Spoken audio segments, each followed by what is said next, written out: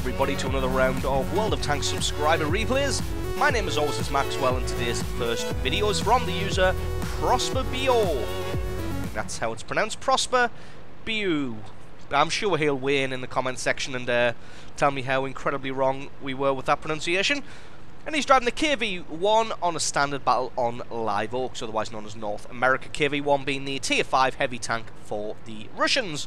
So as you can see, we don't always just show high-tiered battles. It all depends on how interesting and how good the replays themselves are. Obviously at higher tiers you do tend to see more damage and normally much more interesting replays. But if we do get a low-tiered battle which is interesting and shows some good skill and some good gameplay, then definitely I'm going to go ahead and make a video out of that one as well. So we're going to be doing what a heavy tank should do, which is head towards the town on the north of this map. Just having a little pause around here to see if we can pick anybody off making their way into the town itself. Finds a T1 heavy here. Taking the wrong direction into the town, going to be able to get some damage onto him and take his tracks off, so should be able to get at least one or two more shots onto him. T1 heavy returning fire, but not able to get anything through the mighty armor of the KV-1. The KV-1 actually, Prosper able to set him on fire and pick up the kill on that T1 there. Finds a fellow KV-1 in the distance there, not really able to get much of a shot on him as he's kind of hiding behind the logs there, but still able to get a good bit of damage through the turret there. So a little bit surprising with that. That was a good bit of damage. KV-1 looks like he doesn't want any more of that and he's just dropping back out of the way, and Prosper's going to now continue his journey into the town. Nobody really making a push here. So he's just going to take his time, not rush headlong into anything. You don't want to get caught short by yourself, surrounded and then killed. Not sure why the chat's showing two of everything. It looks like it may be a bug with this replay, so just ignore half of everything that's said in that in the chat.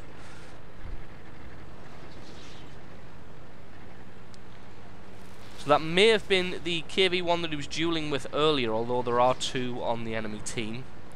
If that is the one that he was dueling with earlier, it means he did manage to get a little bit more damage after he faded into the fog of war. If not, then he didn't.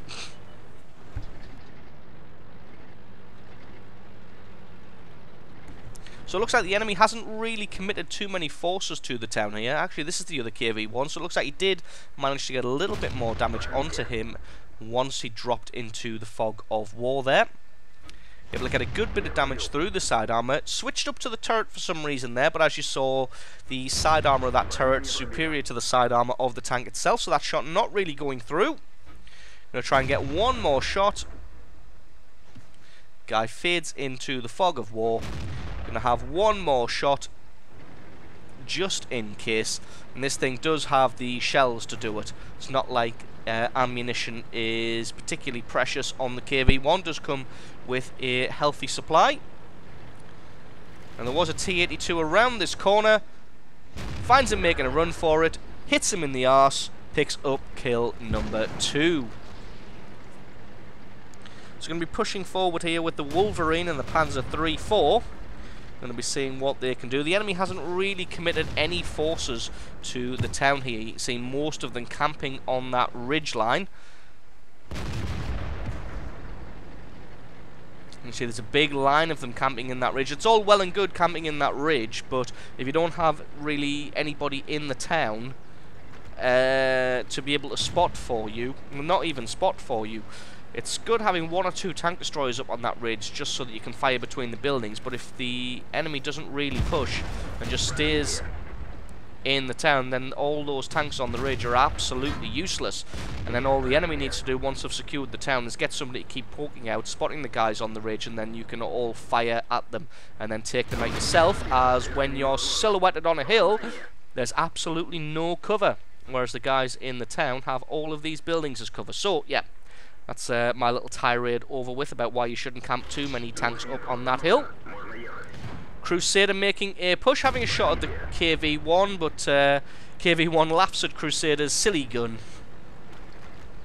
Going to back off here, angle his tank just in case. But looks like the Panzer IV able to derp the Crusader in the face and take him out.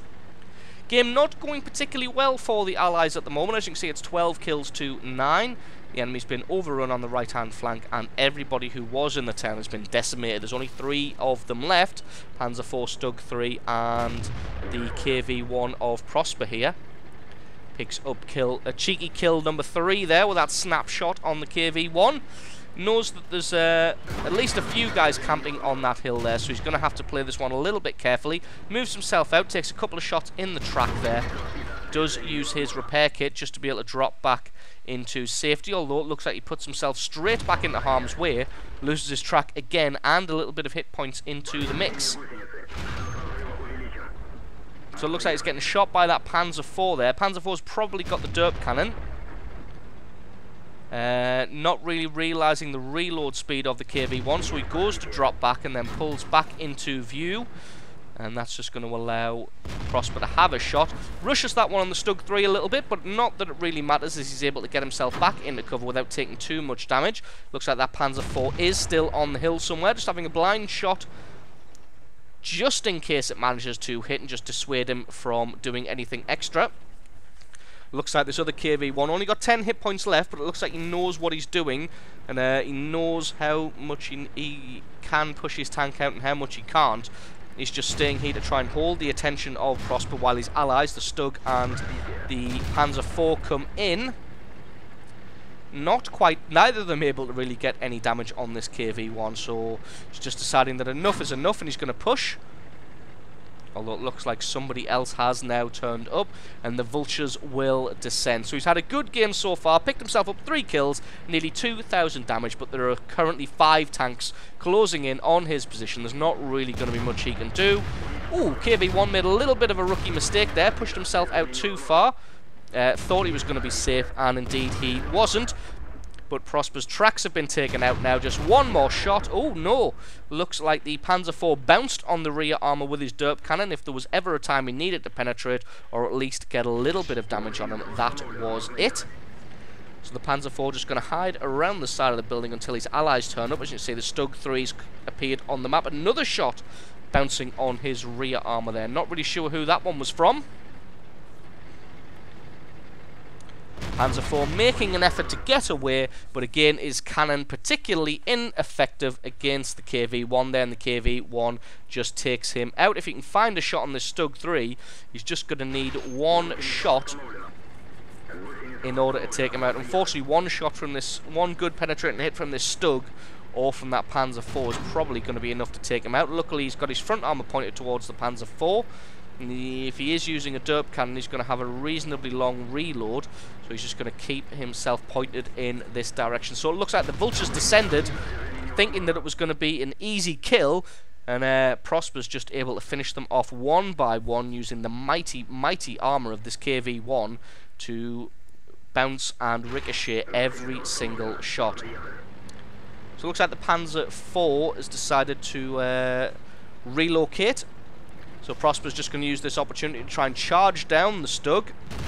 Able to take him out before he can get his gun on target. So absolutely amazing snapshot there. Able to take that one out. And it's just going to be the Panzer IV left to finish off. But again, he has to find him. And there he is there. Oh, not quite able to get him as he zipped past that little opening there. Although it looks like he's going to continue driving. So if he just spends a little time aiming... There we go, kill number 8. People calling him a looker in the chat, but to be honest, anybody who picks up 8 kills has had a good game, and it can't possibly be luck. So absolutely awesome replay there from Prosper BO, picking up nearly 2,500 damage, 8 kills, and I would like to see the potential damage when it comes to the score screen, so don't forget to keep an eye out for that. I'm sure it's going to be quite obscene. So absolutely awesome replay from you. Thank you very much for sending that one in. Stick around because the score screens are coming right up.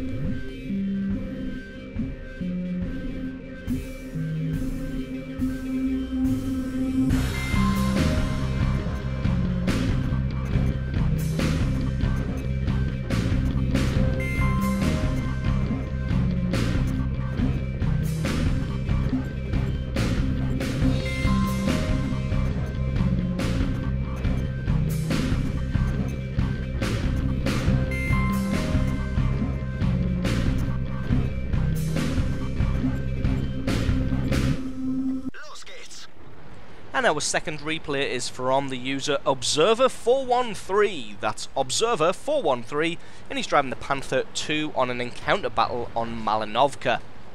Panther 2 being the Tier 8 medium tank for the Germans. Good, solid tank.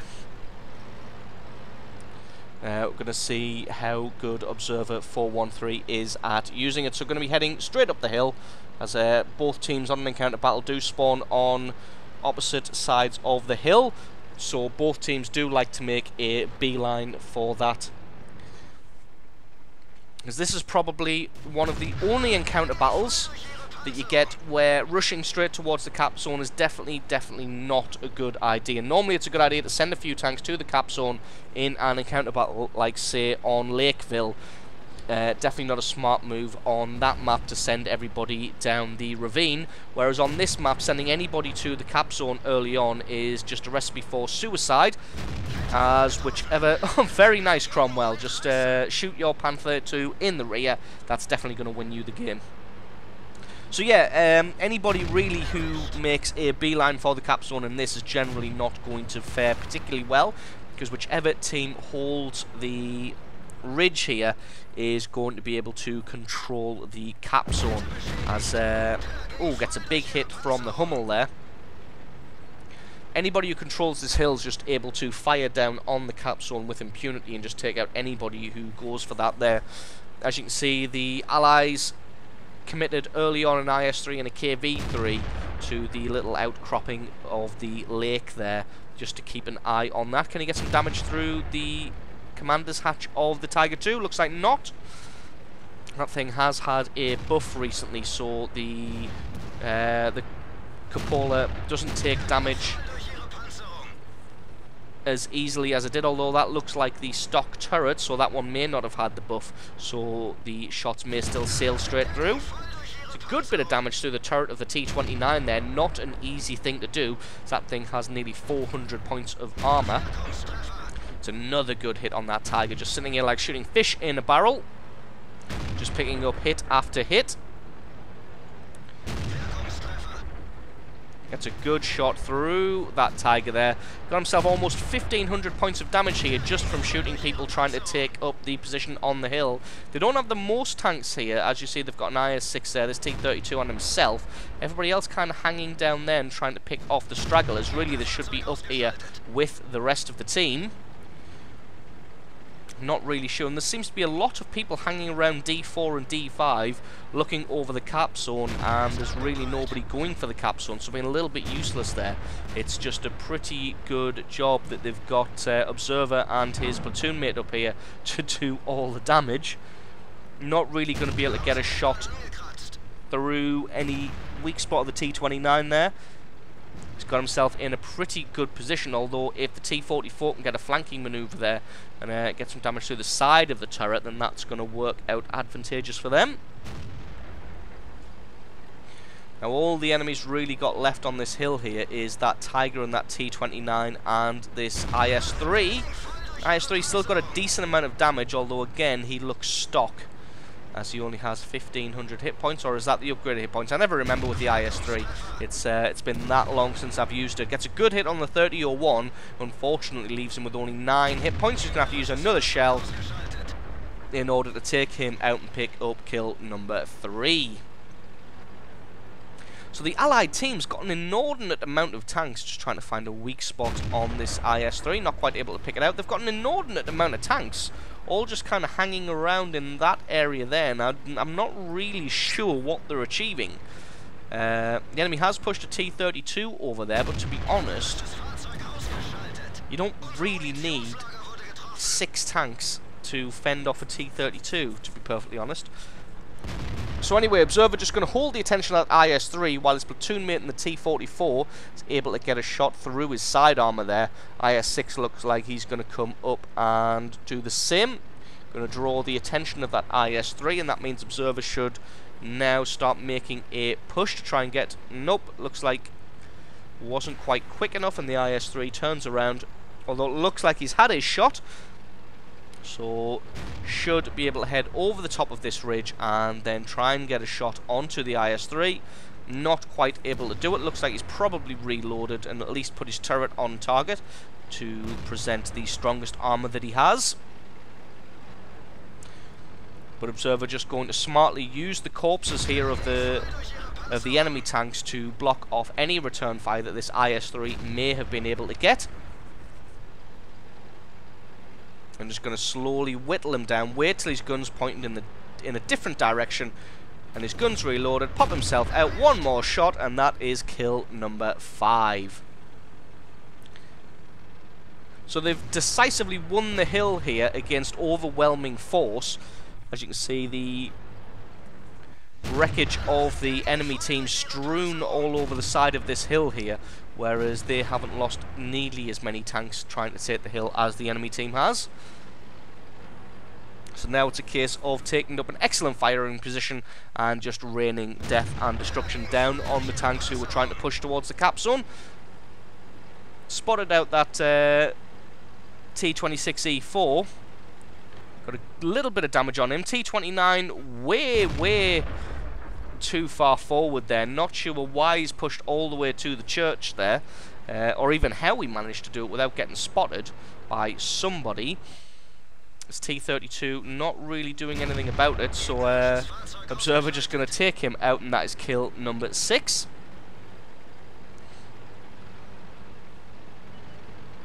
He's been ammo racked, as you can see, but unfortunately he's already used that repair kit to fix his tracks earlier on, so now he's just going to have to deal with that extra long reload time, and that can be a real bitch late on in the game where you just want to get as much damage down onto the enemy as possible, and you've got to wait for that ridiculously long reload. But he is able to get a good bit of damage on that Caernarvon just as he fades into the fog of war. Got that IS-6 there to spot for them, but it looks like pretty much blind as a bat. There we go, finally manages to pick the guy out again. He's in a pretty good hold down position there. You can't really see that because the replay is slightly bugged and you're not getting the outline, but he was in a fairly good hold down position, although Observer was able to get some damage through the side of the turret there, so the side armor of the turret not quite as good as the front. Gonna see if he can do this again. Looks like he actually snuck that shot onto the hull. So that was an excellent shot there. He was switching to premium rounds just to make sure he could get a shot through the turret, but decided against that one and has switched back to regular rounds. Somehow the Allied team, even though they'd committed 60%, 70% of their forces to that little outcropping at D4 and D5, still managed to lose the left-hand flank. But luckily the few guys who went up the hill were able to convincingly win the hill. And are now going to head down and get some damage on the sides of these tanks. Able to get some good shots through the side there of the Super Pershing. Just going to wait for this painfully long reload. Ooh, managed to set him on fire there, but the guy's obviously got himself a premium fire extinguisher, as there was only one tick of fire there, and then that kicked in and put him out. So not only is he using a gold tank, the Super Pershing, but he's also using gold consumables, so GG to that fella there. He's not really going to achieve much sat in the swamp. He's just going to get picked off from all angles. Let's see if we can get a little bit more damage. Ooh, a little bit unfortunate there. Looked like a 0 damage critical. And the enemy is doing a base capture, but on the encounter battles, these things take absolutely forever. As you can see, just under 2 minutes to go. Ooh, little bit unfortunate not to land that shot on the T-32, but it looks like his platoon mate in the T-44 was able to take him out. Gonna maybe have another shot at this Super Pershing. Just gonna try and pick out the weak spot. No, it's not. He's being a pal, and he's leaving the Super Pershing to his platoon mate in the T-44 just so that he can get a little bit of the credits and experience from this game. As Observer's already got himself 7 kills, not really in need of any more. That T-32 hasn't really budged since the start of the game. I mean, he did fight with that T-29, but he's moved right back to his spawn zone, so not really sure what that guy's doing. Perhaps it is a bot, but we won't say anything about that. One more shot, and there we go. Hummel becomes kill number 8, and that's an absolutely awesome game there from Observer 413. Picking himself up 8 kills and over 5,000 damage. So, awesome replay there from Observer 413. Thank you very much for sending that one in. Don't forget, guys, if you've got yourself a good replay, then please send that into replay@screenreality.com. I'll do my best to turn as many of those awesome replays into videos as I can. Leave me a like or favourite if you enjoyed this video. Stick a comment in the comment section below. I've been Maxwell, this has been World of Tanks, and I will catch you next time.